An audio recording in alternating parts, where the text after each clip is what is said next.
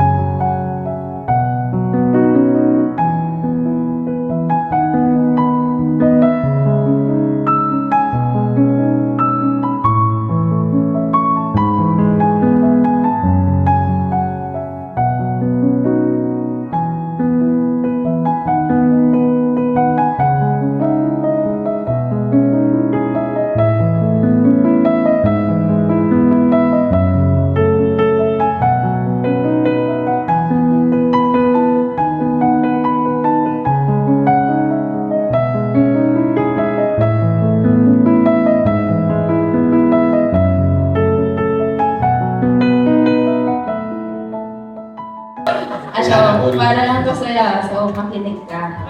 So, seryoso to kasi, seryoso din ako sa'yo. Naalala mo nung crush mo pa lang ako. Sabi ko sa'yo noon, Kuya El, invite mo ako sa kasal mo. Tapos sagot mo sa akin, sige, kahit sa panliligaw ko lang, i-invite mo kita. Eh, yung panahong dinala mo ako sa Sea of Clouds. Tapos, pinikot mo ako, sabi mo, Pastora, akin ka na lang. Kasi pag hindi, iiwan mo ako doon. Kaya, umuwi tayo ng Acts na tayo na agad.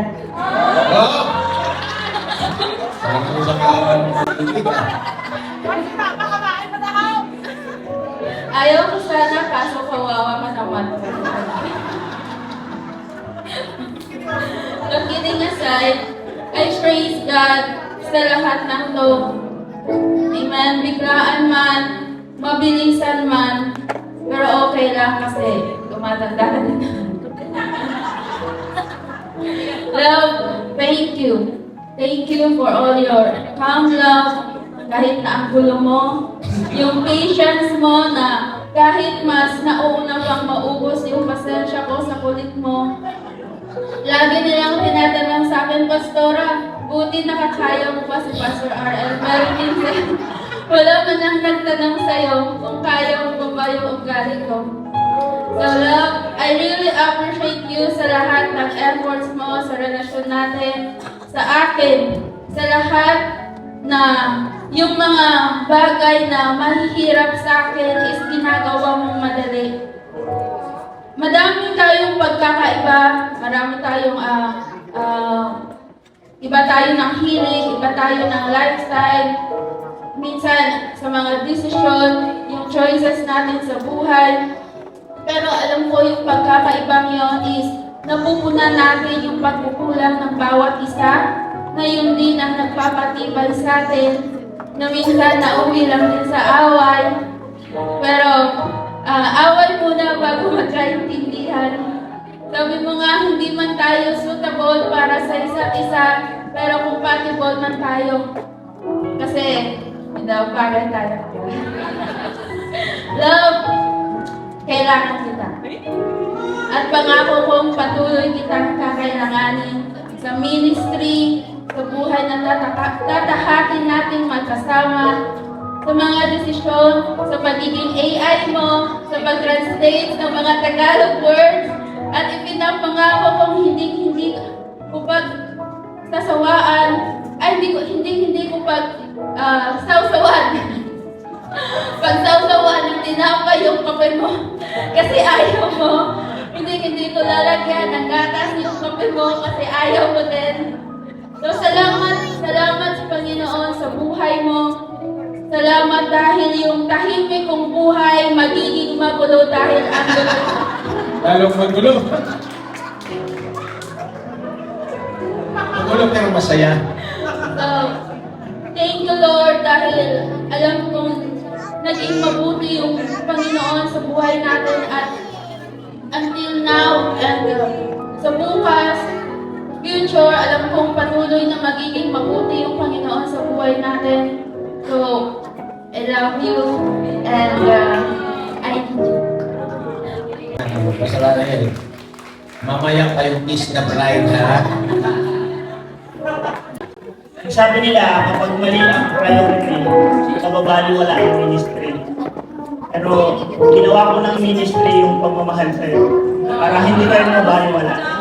Pinapangako ko na handa akong maging show ay pag tinutoyo ka na.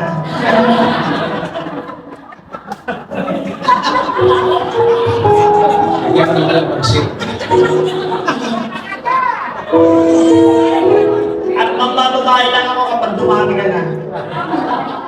Pero kidding aside, dalawang bagay ang kaya kong ipangako. Number one, hindi ka ilalayo sa ministry. At hindi rin kita ilalayo sa trading ko. Tutuhanin na natin to. Tapos na yung Toy Story. Totoong love story na to. At sa pagtanda natin, na mauuna naman talaga ako. Sana huwag tayong maghiwalay. Kasi ang mahal ng kasal.